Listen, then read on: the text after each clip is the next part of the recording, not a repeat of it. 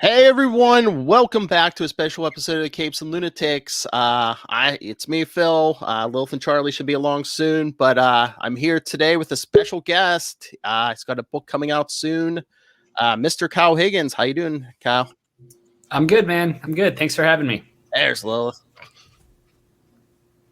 Oh, hi. How are you? Good, and yourself? Good. So yeah, we're here because Radiant Black is coming out. I know we're pre-recording this because you said you were way busy. Lots of the word out final. Well, yeah, there's that, but there's also, I'm writing Ultraman for Marvel. I have another book there that's not announced yet. I have 3 or 4 other creator-owned books. So it's just, and some other jobs as well. So it's just a lot of kind of everything all at once and owing everything to everyone all the time and being and feeling like you're just perpetually letting everyone down all at once. Never. Oh, if Charlie gets here. No, that's my day. Yeah. Charlie's gonna want to talk Ultraman if he gets in here. Yeah. But yeah, I read the first 2 issues. I'm loving this. I mean, I'm again, ask Lil. It takes a lot for me to stray from Marvel and DC, but I'm here for it. It does. Oh, well, thank you. I had the first one on my pull list. I'm gonna when I go in on Wednesday, I'm gonna be like, pull, make this a monthly thing. Well, thank you very much. Thanks for giving it a shot. And Well, I had full faith in him because he revived the Power Rangers freaking brand from the dead. So you have my undying loyalty for that.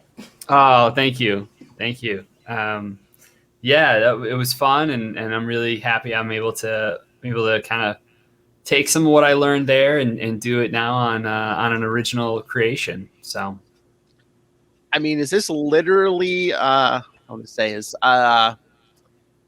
inspired by yourself? Because I mean, the main character is a writer. Well, I don't know how literally inspired by. I don't know what that exactly. I mean, are there? I mean, you don't have to say which parts, but are there personal things to you in this story? Yeah, of course. I mean, but that's every story you do. Yeah. Like every story you do, there are parts that you include of little quirks about yourself you give to a character, or something you like, or you happen to be interested in that month. You make the character interested in, and it's just kind of, you pull from everywhere. And so there's a few of those that are combined here for Nathan. It's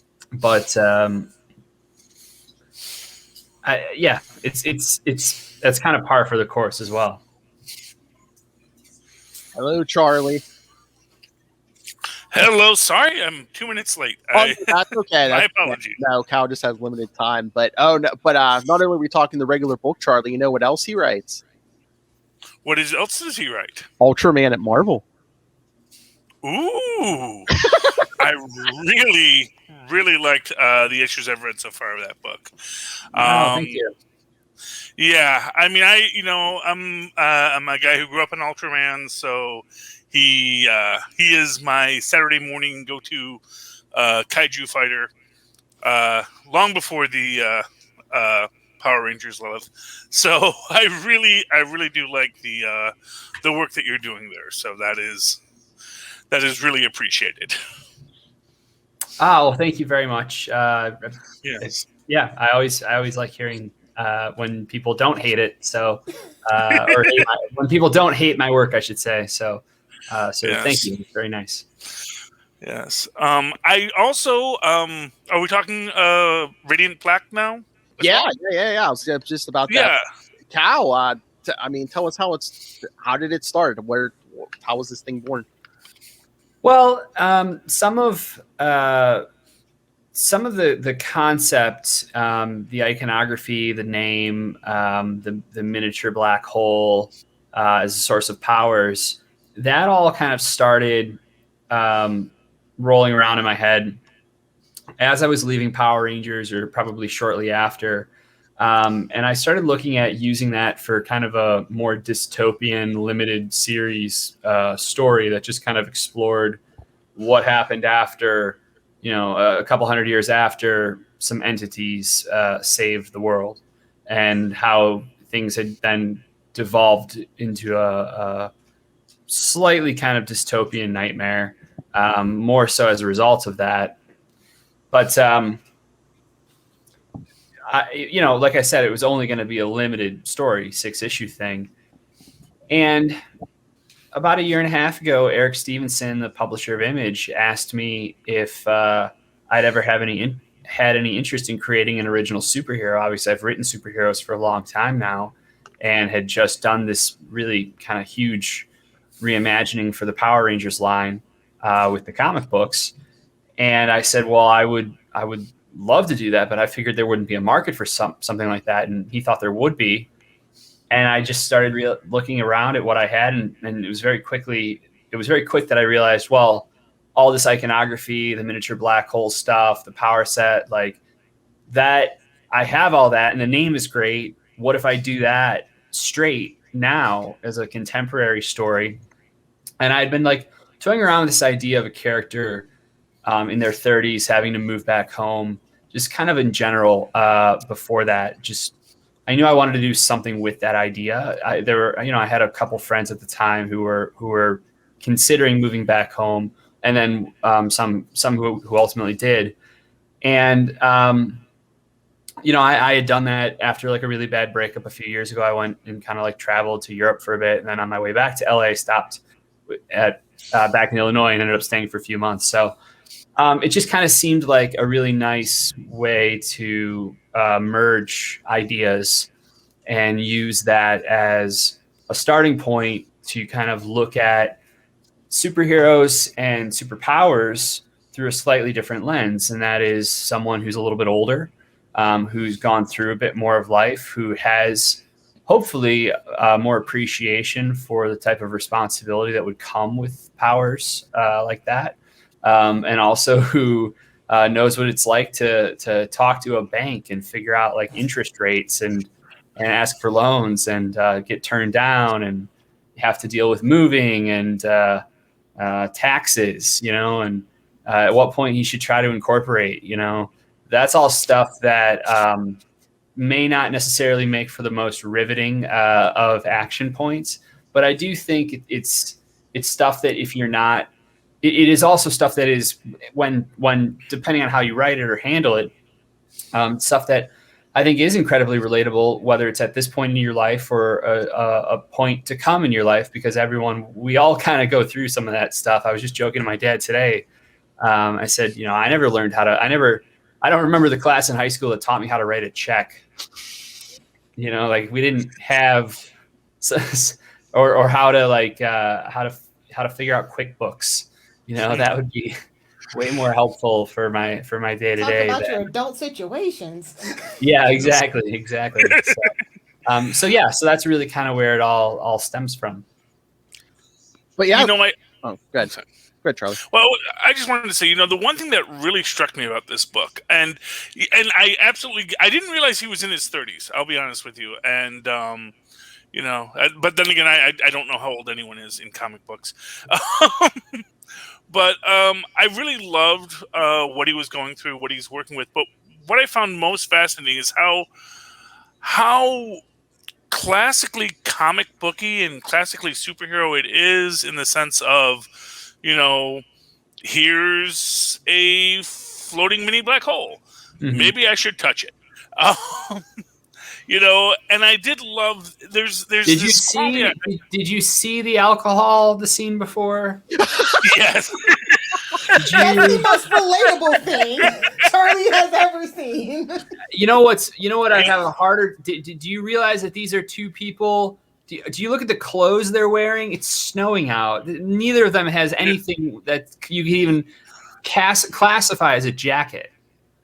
Yeah. No, I understand that. No, I actually, but. Yeah, I really appreciate it. I really loved these qualities to the story. Like I said, it has, there's this thing that I think is really sometimes missing in a lot of modern heroic tales, which is a lack of randomness.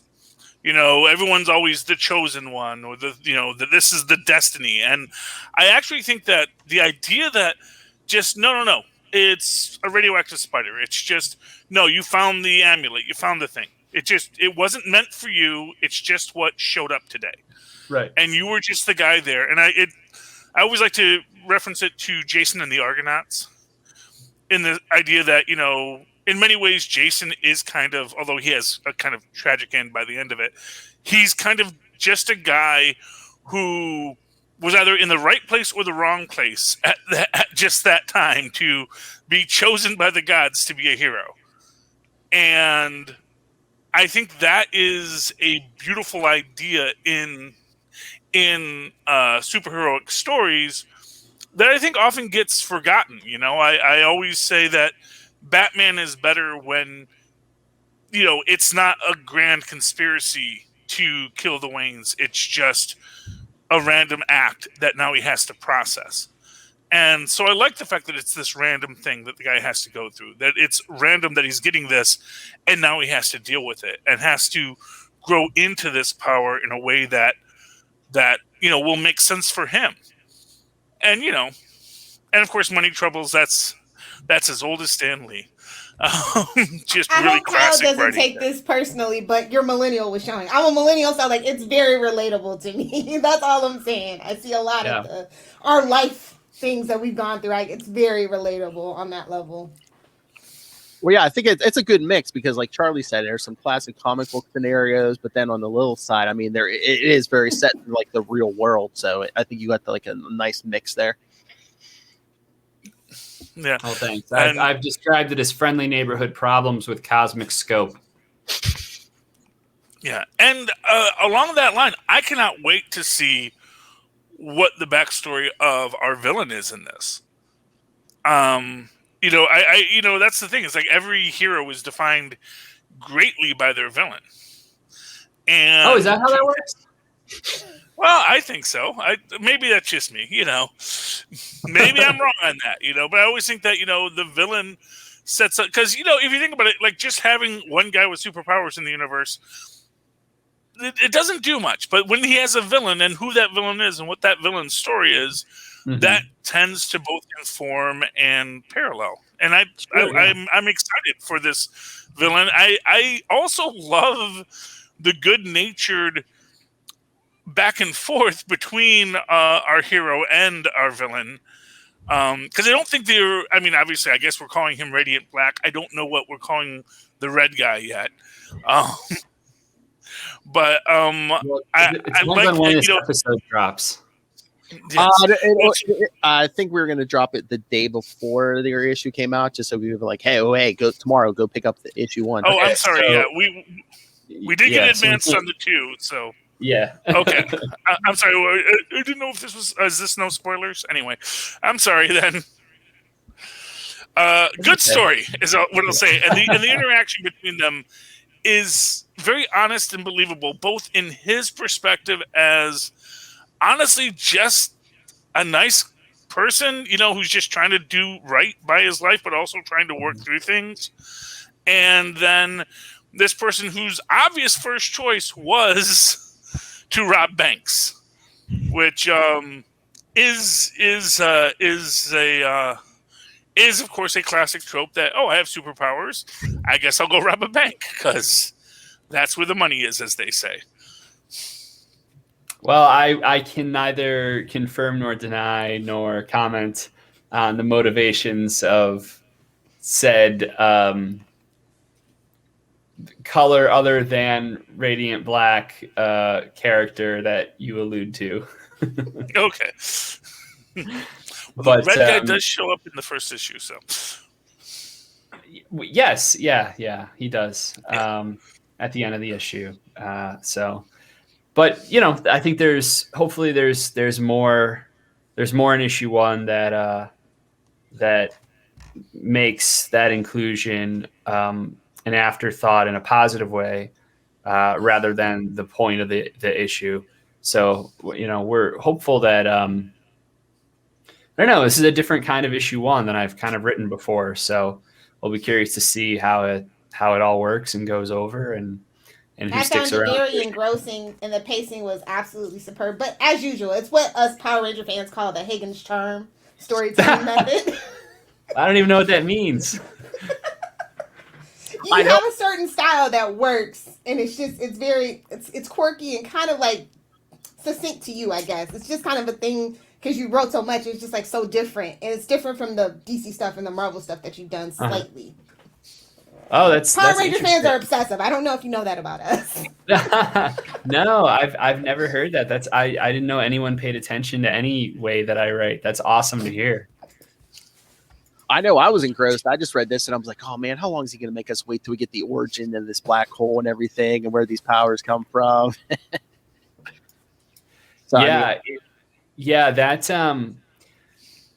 part of the fun of it all, to be honest, because as far as how the powers work, what the history of them are, one of the things that I struggled with on Power Rangers after I left, or as I was doing the book, you'll notice that the early portions of my run are very high school clique drama kind of centric. Stuff with Kim and her dad. There was stuff with Billy and his mom. And I can't remember if Jason's parents really factored into mine. I know Ryan did stuff with them. But as things really ramped up to Shattered Grid, what became Shattered Grid, it was like all that kind of goes away. And what I realized is I even had the thought at the time, was like, oh man, if I ever did more Power Rangers, like I don't know how I would do it, because it's really hard to go back to normal small town kind of Earth stories when you've just gone and done this huge event and you went cosmic. And so I kind of had that in mind with Radiant Black. Like, how do I avoid that problem? And what I kind of realized is that, it's probably no surprise that, I mean, it's in the solicits that the miniature black hole itself does come from cosmic origins. So the idea that there could perhaps be some cosmic threats is probably not, all that surprising, hopefully here. Otherwise, sorry, spoiler, but there's probably going to be cosmic threats. However, if I'm going to say this now that I'm going to do this, and then watch, like I'll end up breaking my own rule. But right now, my thinking is that we won't know anything about what's out there cosmically beyond what Nathan knows. So that means that if and when the cosmic comes into the forefront or comes into the book, Nathan will deal with it accordingly, and then you go back to what you know, because it's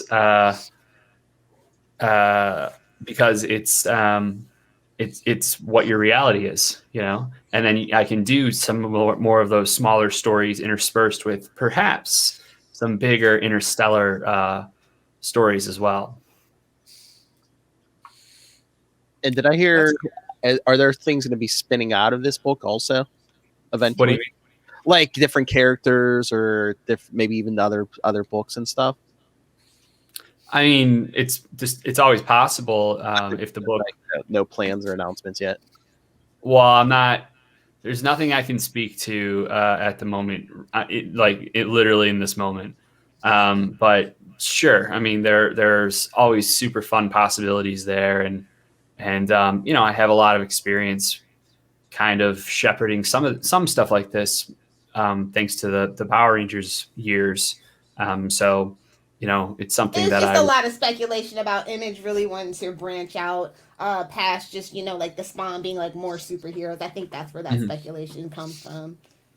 And people are super excited to see more from you. So, oh yeah. Well, I'm very excited about that, and that the prospect of that as well. So we'll see what happens. We'll keep an eye out for it. Yeah, I would say just keep your eyes on the stands and solicits and announcements and things of that nature. And on the Radiant Black side in particular, we still have several pretty cool surprises up our sleeve before issue 1 even comes out. So we'll see what happens, and well, one of them might be, one or two of them might be after the issue comes out, but yeah, we're gonna be pushing the envelope and looking to do some cool things.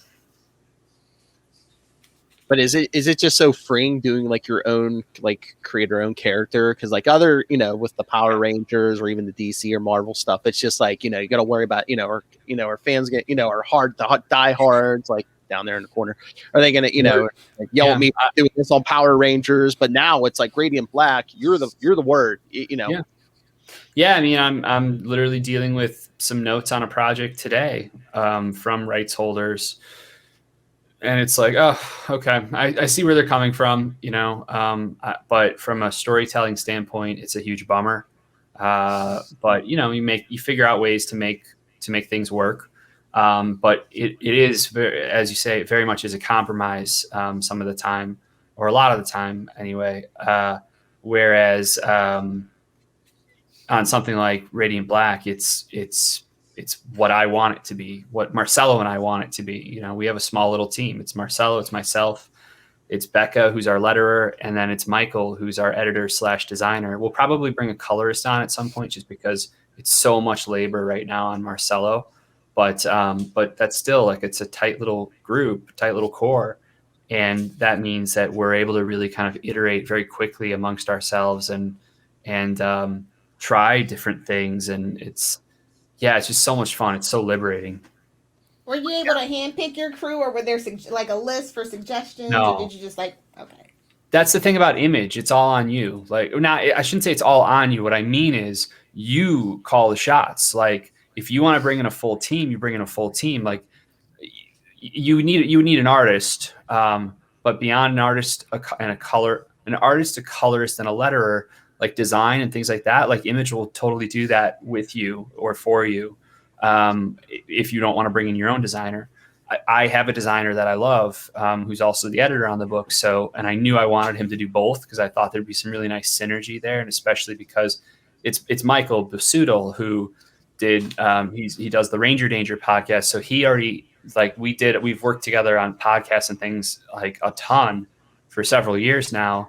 And then he knows all the touch points that I'm looking at as well, influence wise, for Radiant Black. And because he's also an amazing designer, it's just the integration is so seamless and easy. But yeah, I mean, if I didn't want to bring him in, I could have found, like, Image could have helped there for sure. But and then on the marketing side, they do a ton. So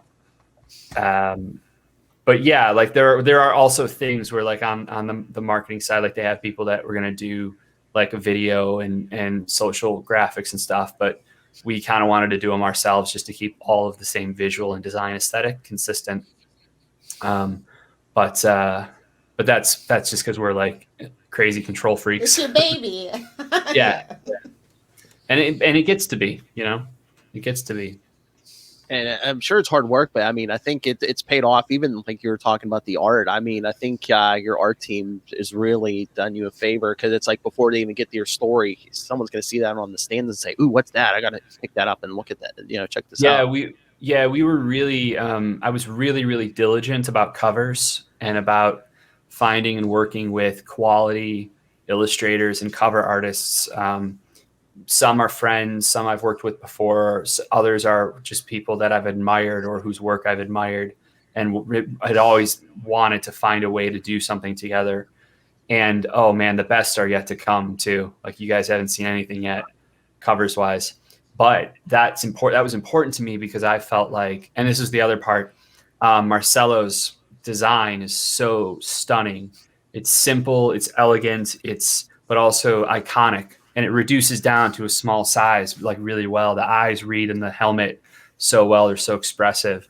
And so that, coupled with, I lost my train of thought. What were we just talking about? Cover design. Art, the design, yeah. No. Before that, the covers, yeah. So because I knew we had a winner with the design and the genre we were looking to be telling stories in here, it meant I felt like, okay, the best thing I could try to do now is see if I can make it like, how do I help make the character feel validated? And I thought, well, if I got other artists to draw him, that makes him feel like he's accepted more, in my mind anyway. You know, like some of these, like David Finch drawing your new original character does kind of validate the character a little bit in the market, in my mind anyway. Maybe that's because I'm an insecure writer, but it's been really fun to see all these different artists interpret this costume design that they all seem to really enjoy rendering, and just the shapes of it are really pleasing to draw. Is really neat. That's a really special, cool feeling, and what's come from that is, as you say, some really stunning visuals and covers that I think really catch your eye, along with the logo that Rich Bloom did, that just has personality and energy while still feeling contemporary. I mean, the art impressed me so much. I'm sure you'll be like, it's not in the works yet, but any talk of like any like posters or like any? Where's the merch? Yeah. A lot of people are asking me that, actually. That's pretty cool. That's nice to hear.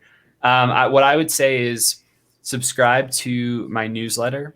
You can find it at radiant.black/newsletter. It's Kyle Higgins Black Market News. It's basically my company's Black Market narrative. So the newsletter is kind of associated with that. But that'll be where we'll start announcing some different merch that we are putting together and talking about. And yeah, there are posters out there that went to comic book stores. Okay. So you can find them on eBay, or you can track them down at a comic book store, but they're like 18 by 24. So those are out there right now. But yeah, as far as like bigger stuff, like the dream for me is like a poster run from these covers with Mondo, like that, or Bottleneck Gallery. Like that's the dream for me. So we'll see if it comes, if something like that could come to fruition. And just the design of like you were saying, the costume and stuff. I mean, action figures. Come on. Oh yeah, the cost to make an action figure, yeah, sure. So significant, you know. But never say never. Never say never. I do think we've got something. I think we've got a design and a look that, you know, really has a shot at penetrating the market. I mean, start with T-shirts, free walking billboards. That's true. Although my aesthetic for stuff like that is so minimalist. Like I like the T-shirt design that is like the sophisticated kind of looking X-Men, you know, shirt with just like the little X, you know, pin or something. So I would probably want to do stuff that's way more visually low, like visually more subtle than what a walking billboard T-shirt would need to be. Put the logo on there and people be like, hey, what's that? Oh, is that the London Underground, the London Tube System? Circle with the line through it? Oh, yeah. Do you work for the trains? Do you work for the tube? Yeah. I see no way that'll go wrong.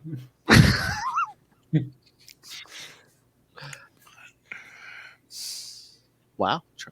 Everyone's quiet. All right. Oh, well. No, go ahead. Anyone have a question? No, enough gushing. Yeah, It's not my nature. So here's my thing. So, and I'm sorry, I didn't know this was spoiler free. So, my apologies if I said anything untoward. But I just want to let people know this is a really fascinating book with an amazing dynamic between Nathan and I guess his high school best friend, who, you know. I'm interested in his story as sort of a bon vivant bohemian, and how that relates to Nathan, because he is such a he's such a guy who seems to be at once both together and an erstwhile dreamer. And I do feel, and maybe that's just because, you know, I'm a guy who went to New York at a point to pursue, you know, the grandness of the lights and the things of that nature. So I do identify with that, and that idea of the person who goes out to explore and then maybe never quite gets there, in the way that they imagined, but actually probably accomplished more than they're willing to give themselves credit for. And then the friend who stayed behind, who I also have, who have their own life and but also a passion of their own. And I'm interested in that dynamic between those two friends, especially in how it's going to evolve and how it's going to evolve within the context of one of them gaining superpowers, and and whether or not that's going to cause a rift between them. I mean, that to me is like, man, if the other guy had reached out at that point, it's a very different book. How different. It's a very different book, and and how does that play out for them, or is he just a person who is centered? Does he feel like he dodged a bullet? Yeah, exactly. That's the thing. It's like These the are all person. very good questions. These are all very good questions, and I can't wait to see them be answered in many, many books to come. Is my point. That is the hope. That is that is the thing. That when you get into the human story of it, it is a really fascinating tale. As I always say that when you're working in genre fiction, the genre, whatever it is, whether it's superheroes or space aliens or a mixture of everything, all that is just that's the icing on the cake. What makes the cake good is the story of the people within it. Right. And I really feel that there is a strong human story here to tell. Well, thank you so much. That's I appreciate that.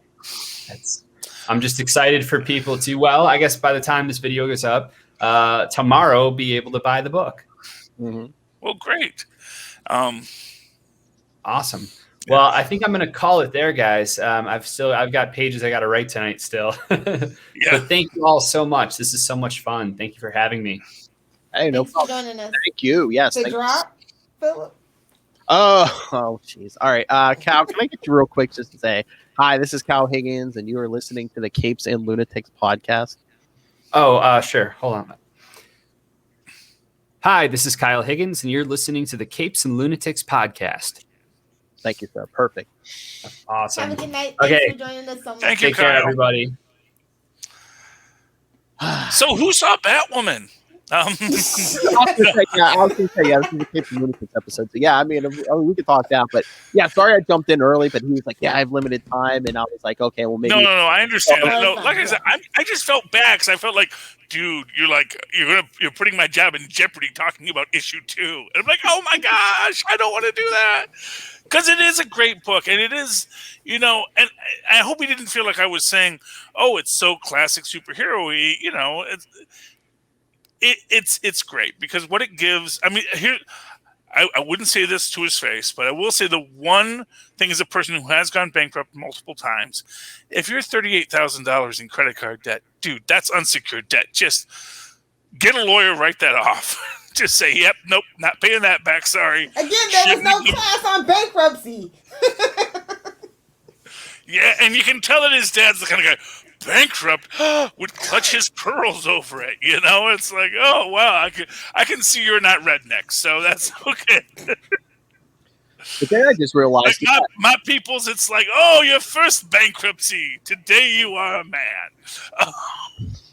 But yeah, I mean, I realized it was good because he gave us a sneak peek at issue 1 and 2, and then I was like, I see issue 3 through April. I'm like, oh crap, we're gonna have to wait till April to like. That's what happens when you do the spoilies. I will say. I know.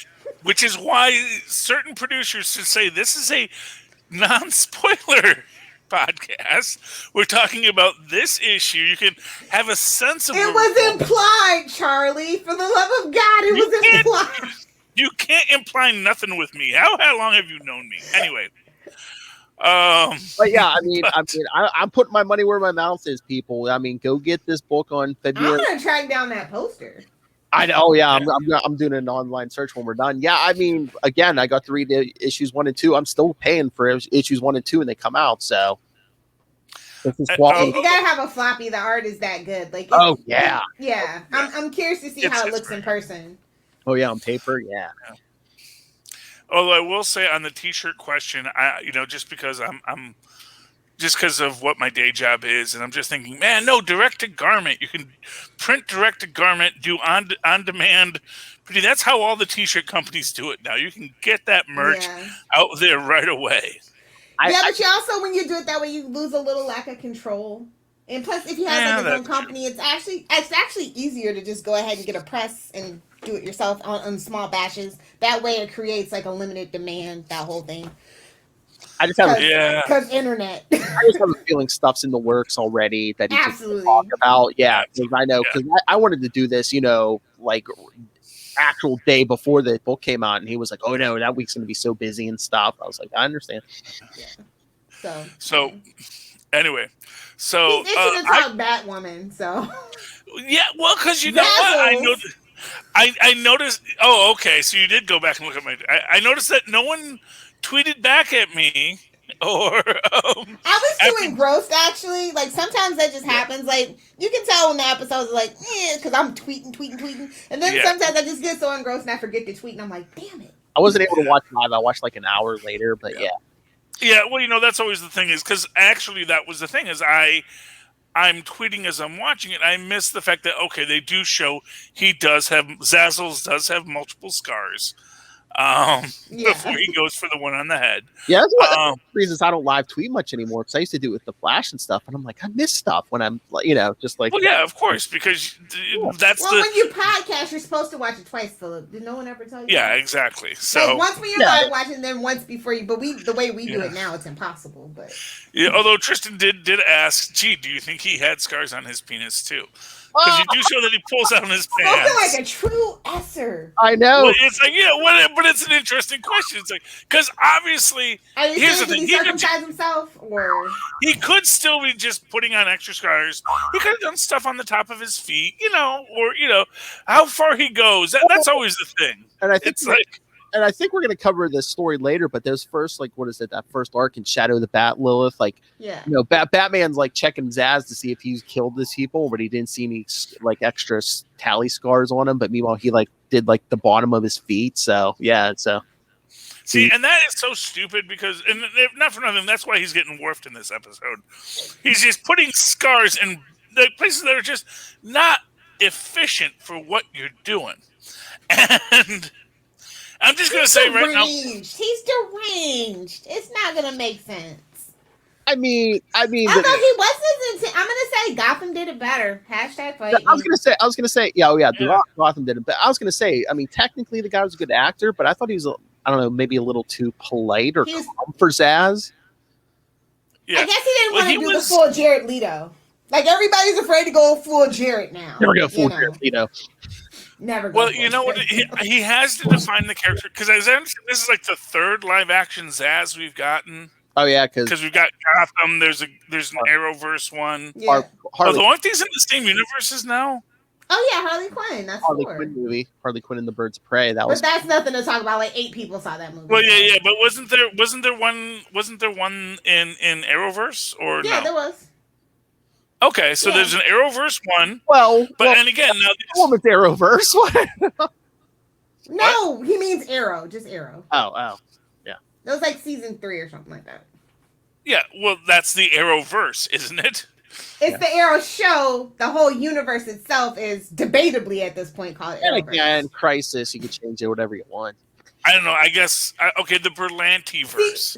But isn't it all the Berlanti CW-verse? You can't say Berlanti-verse either, though, because that includes Titans. It's like a whole thing, and they are very definitively separated. So that's why it has to be the CW-verse. Anyway, so apparently there's another Zazzles in this universe. It's Crisis. Crisis might have wiped away the other one. And, you can... So this is like the Miles Morales Zazzles. Anyway. So much change. I mean, Oliver Queen's mother was dead for years, and now she's the best sacrifice in the whole show. Great job, writers. Oh, never mind. It's too soon. But I told you guys, it's getting good. I am like the Unsullied now, though, because I knew the first 3 episodes. I don't know what's happening now. I'm very nervous. I know. But I will say this. I enjoyed it very much. I think that probably being a top tier assassin is a really awful job because it seems like every top tier assassin gets beat up a lot. because like even and honestly, the whole thing with like Alice and what's her name, Saphira, Sophia, whatever.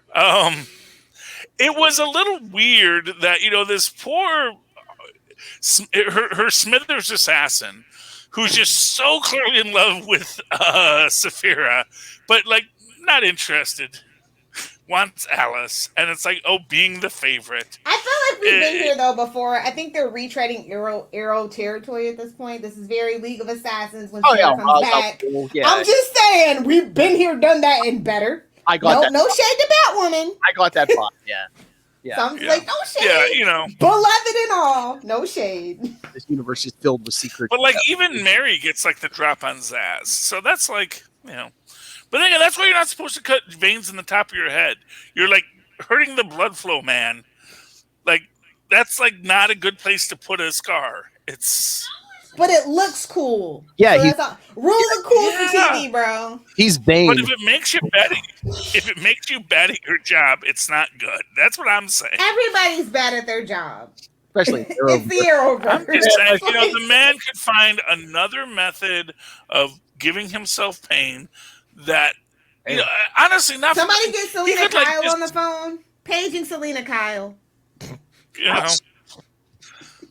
He could just flagellate himself, and he'd be much better off. That's all I'm saying, What? Although I did like the line where he says, "No, says, I guess that means you uncultured swine." I don't do that. Phil's head's always in the gutter. I apologize. I take full responsibility. I was gonna say, thank you, my master. But no, like, I'm still very excited for Batwoman, but I'm nervous now. I don't like not knowing what's coming next. So, like, I mean, if they keep up the quality, I'm here for it. Like I said, I think she's a much better actress than Ruby Rose, especially in this role. Yeah. No, I mean, she's great, and we actually get the curly hair wig now to show that we've made her own special bat suit. Even she was like, "Did you see that wig? Did you see that red wig? Struggle wig. We will not allow it." Yeah, she's like, "Did you see that wig? Take that back to Party City where you found it." Yeah. Oh, Charlie doesn't know the long history of struggle wigs in the Arrowverse. He don't know. Oh, she's been yelling about this since the first season of Arrow. Oh, I guess wigs are a thing. They have when they would do the flashbacks in the first couple seasons of Oliver Queen on that island, like they had like these bad wigs on his head, And apparently all along it was on purpose. Oh, I know.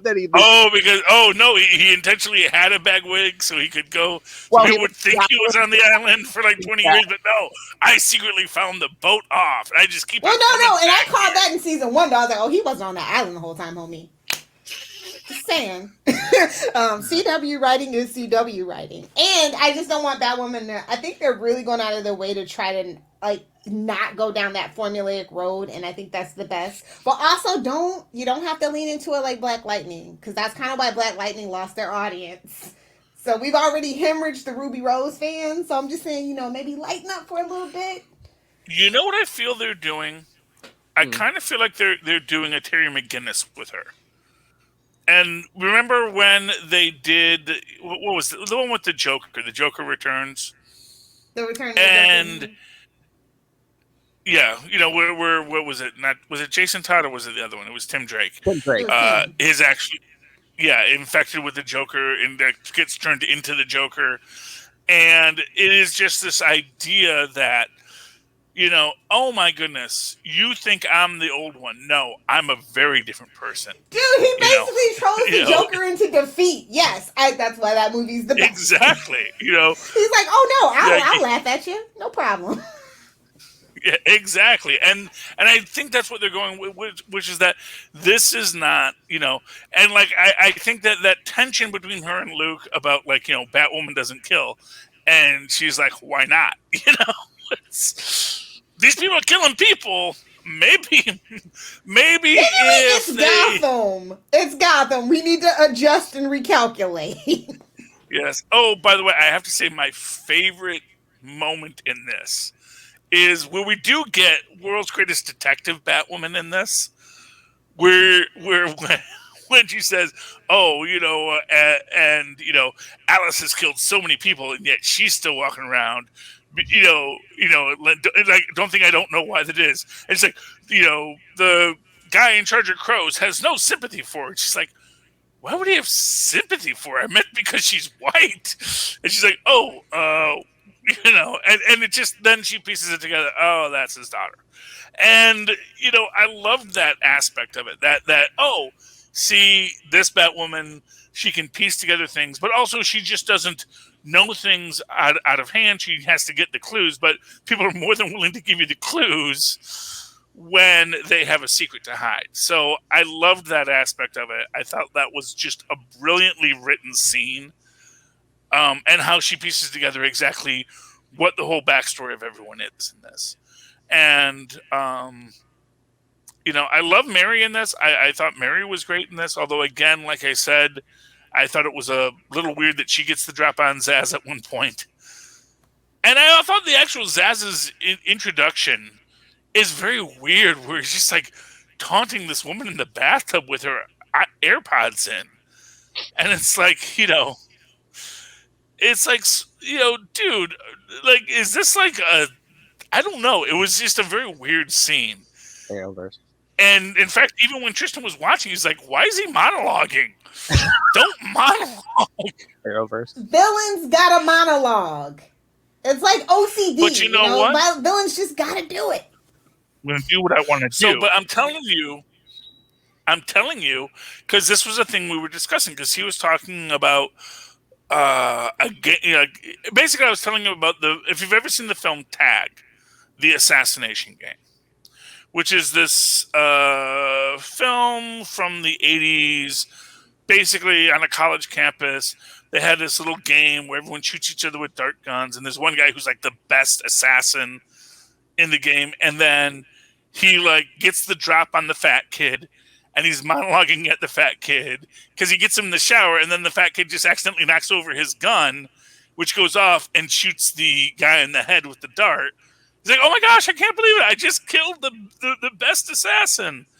And he's like, no, man, that doesn't count. And he just tries to backtrack. And it's just this idea that when you start monologuing, you don't know what's going to happen next. And you're leaving yourself open to, he don't know this woman.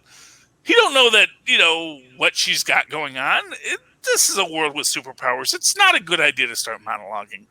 I mean, it doesn't end poorly for him, so I guess maybe he's just never faced this scene. But then again, that's what happens with Mary, is he starts his monologue, and then, she gets away, because if someone's not sitting in abject terror the whole time, he doesn't know what to do, which basically tells you Zaz is not good at his job. And why would you pay that much to kill some thought,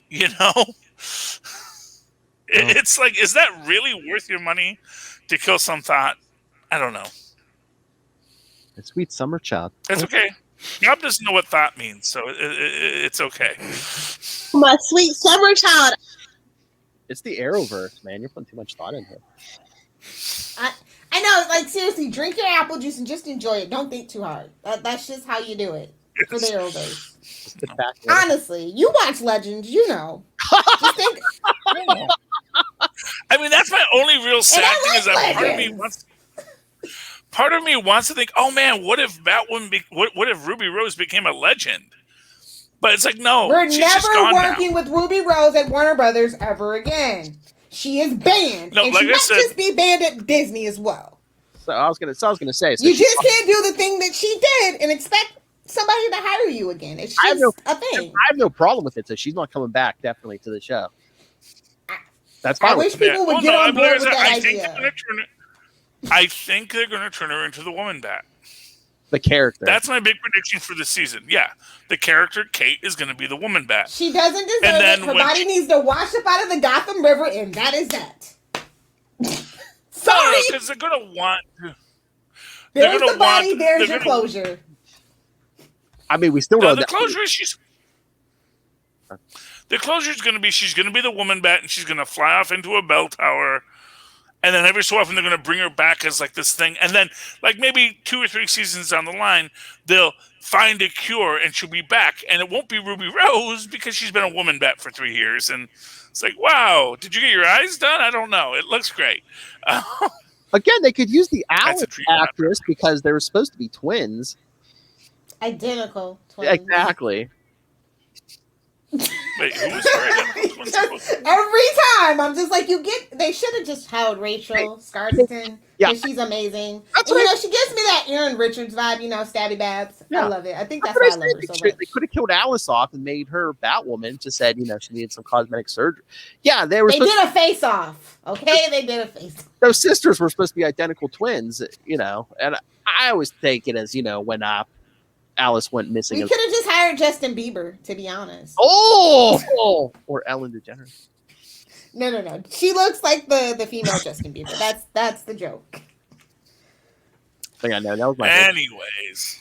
They should be. I don't know. Don't expect Ruby Rose back. That's all I'm gonna say. And I'm fine. I don't expect her back. I just expect. I'm just saying, maybe expect her body to wash up in the Gotham River. Maybe at the end of the season. That's all I'm saying. I'm just gonna put that out there. We don't need her. The story is good. And weren't you saying? I was listening back to one of our Batman episodes. Didn't you say like some of these weird guys are like, oh yeah, I liked Ruby Rose because she was attractive? I'm like, this girl was very attractive also. So it's like internet and racism, Philip. Okay. Yeah. That's all that I can say. Okay. I mean, it's oh wait, because I was following everybody on Batwoman, and I just saw it. It's like, oh, we won't tolerate hate speech, and like right in the CW Batwoman's little bio tag, and I'm just like, it's so sad that you have to say that, isn't it? You don't see that on Arrows or Flashes or even Black Lightning. Wait. Yeah. Oh, yeah, right there. It's right on their thing. Why? Why? Because it's the black. Because of all the comments from over the summer and ever since she was announced. It's why? Because she's a black woman. Yeah, apparently it was like a big thing that happened on Twitter about that. So that's why they had that to be fair, we just had an armed insurgency in the Capitol, so we're kind of very cautious about Nazis now. We're like a little like, hey, maybe we shouldn't let Nazis just talk all the time. It's like maybe we should just be saying, I know. We want to not see what you have to say. Like I said, we're still trying to purge the hateful part of the fandom out. So it's like George Carlin. Oh, speaking of which, did you see who's the new Batman? Oh, for the audio drama podcasting. Yeah. Yeah, it's the guy that's going to be Jim Gordon from Westworld. Yeah. I'm trying to remember his name. I love Jeffrey Wright. Jeffrey Wright. Jeffrey Wright, thank you. Yes! Oh, he has such a great Batman voice. So, and not gravelly, which I like. I like a good, smooth baritone Batman. So what? I'm Batman, not I'm Batman. So DC's putting out podcasts, and now HBO Max is going to at least putting out this podcast, which I'm sure they'll put out more. But so HBO. Yeah, well, I don't think they always hop on the trends a little too late. Just your marketing team sucks, bro. Like whoever told you to do this. I don't know about a little late. I don't know about the audio part. If they're going to do that, why don't they just do like an animated thing? Because we're already doing the Batman animated series sequel. Well, true. And then we got Harley Quinn. And then the movies that they're doing that nobody's buying. P.S. By the way.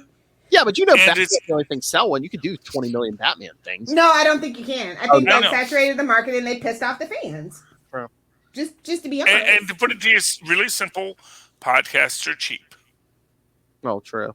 It costs almost nothing to. Studio time is actually very expensive to do a professional podcast, especially the way that they're. Let me put it to you this way. Let me put it to you this way. They're talking to Rob Southgate. That's the case. Let me put it.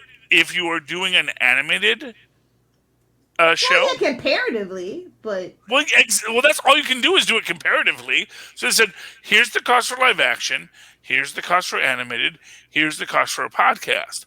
Well, this one just has the voice actor. We only have to pay them for their voice. That's a much better deal. That is like a third of the cost. Yeah. So yes. So podcasting, the wave of the future. it's not going to go how they think they're going to go. That's all I'm saying. Well, I don't Their know. marketing team is enjoyed late Marvel. to the job. Their marketing team's not doing their job. Period. Point blank. And I'll leave it at that. Yeah, well, either way, It's a I might mess over download there. it unless it costs money. I was gonna say if it's free, I'll check it out. But I was gonna say, like even like those. Yeah, the first two are free. Then you pay for the rest. Well, or like Audible was doing some Marvel ones. Like they were doing them like you had to pay for them, and then if you waited a while, they released them for free with ads. Yeah. Yeah, 6 months. I don't mind. See, Lilith won't take an ad, and so she misses out on content because. No, I don't miss out on content, and I don't feel bad about getting it for free because screw you. You've gotten literally probably tens of thousands of our money over the course of my life, so I just really don't feel bad about it. Pirates, hard. Fair enough. I wasn't always a pirate. Somebody hurt me and made me a pirate. Oh, they drove her to this life. Show me on the doll where Warner's hurt you, Lil. Hold on, wait for it. Oh no! I'll show you. Just pulled out the doll. See that? That's Wonder Woman. That's where they hurt me. Oh, by the way, Daredevil for our podcast. The devil you know better than the devil you don't. Just merch everywhere. It's disgusting. I know. I'm sorry. And for what it's worth, Marvel is the devil you know. At this point, basically. You know what you know. It may not be exactly what you want, but you know what you're gonna get. And on that note, enough shameless plugging. Let's get to the real plugs. Lilith is like, it's a weekday. How dare you drag me out of my hole? You see, it's dark, right? Oh, I'm sorry. I thought you Going liked. to bed. All right. Gotta take the armadillos for a walk, Phil. I just gotta feed them. It's too late. They're all ready to have their dinner and go to bed. That's to toss him a fresh corpse. That's all. All right, everyone. So yes, most importantly, yes, go pick up Radiant Black. When this hits, it'll be tomorrow. So tomorrow, February 10th, pick up Radiant Black #1 and put it on your pull list. Charlie Esser, I'm talking to you. Put it on your pull list because you miss stuff when you don't put it on your pull list. All right. So yes, I know. Go subscribe to Cal's newsletter. Get all the up-to-date news on the merch and stuff, because I know that's what me and Lilith are going to be doing. Looking for merch. All right, so, but also follow us, but send us your thoughts, questions. Hey, if you're another comics creator and you want to plug your product, please email us, capesandlunatics@gmail.com, or call the voicemail 614-382-2737. That's 614-38-CAPES. And remember, you can follow Capes and Lunatics on Facebook, Twitter, Instagram. You can follow all of our shows, our various shows. Links to the YouTube. You can watch this video. Links to the Patreon and Little Hellfire's Hard R reviews. Links to merch. All in one. Throw it up. All in one place. That's Linktree, linktr.ee/Capes. Stay hydrated. Stay hydrated, my friends. And all right, I hope you heard this that interview in crystal clear quality. Because if you didn't, well, I was gonna say if you did, you're probably wearing some tweaked audio headphones. But if you didn't, you should get yourself some. That's right. Mm-hmm.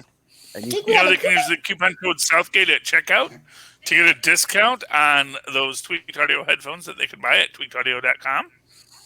But is there somewhere else they could use that code, Charlie Esser? Well, yes, I believe if they go to hunterkiller.com, they can help Michelle Gray solve a cold case, have a veritable escape room delivered to their house, and save money while they do it. So that sounds like fun.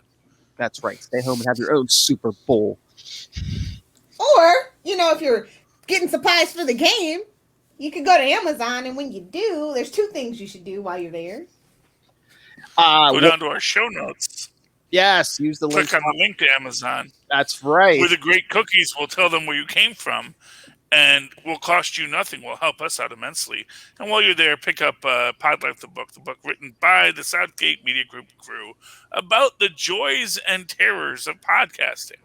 Do you want a podcast? Do you want to not ever podcast again? Read this book. It'll do one of those two things for you. Learn what it's like podcasting under the iron fist of Rob Southgate. Master Doom. Make it rain, so says Master Doom. Nice mustache, Charlie. Thank you. You're weak, boss. Why did your eye drift over to my box? That's Lilith's favorite. Mark my words. All right, Lilith, where can people find you when you're not walking your armadillo army? If you guys want to follow me on Twitter, where I live tweet, and as soon as the Arrowverse, something good in the Arrowverse comes back, I'll be live tweeting more than just Batwoman at Lilith Hellfire. Hang out with me on the gram at either Lilith Hellfire 86 or at Lilith Hellfire 69, both on TikTok and Instagram for the memes. You hit him right in the face with that sack. If you're lucky. Hello, Bye, Felicia. Charlie Esser. Well, if you'd like to write to me in that old-fashioned email way the way our Maz and Paz once did, do so at superconnectivityblog@gmail.com. That's superconnectivityblog, all one word, at gmail.com. Of course, follow me on the Twitter as I live tweet Batwoman Sunday nights at 8, although it comes on again Monday nights at 9 on my local CW station.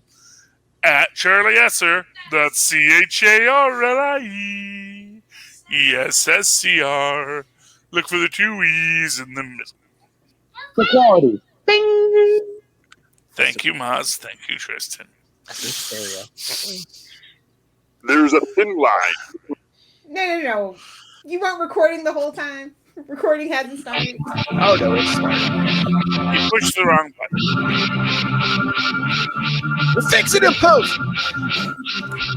Anyway, for another week, we have been your tape. Capesand Lunatics! Feels so dirty to do this on a punch. Don't you usually do Nightwing News on Monday or something? Yes, we're doing it Wednesday. Hey, first episode of New Rivers. Nice. Have we talked about the new Tim Drake on Titans yet? I think we mentioned it. Speaking of Nightwing News,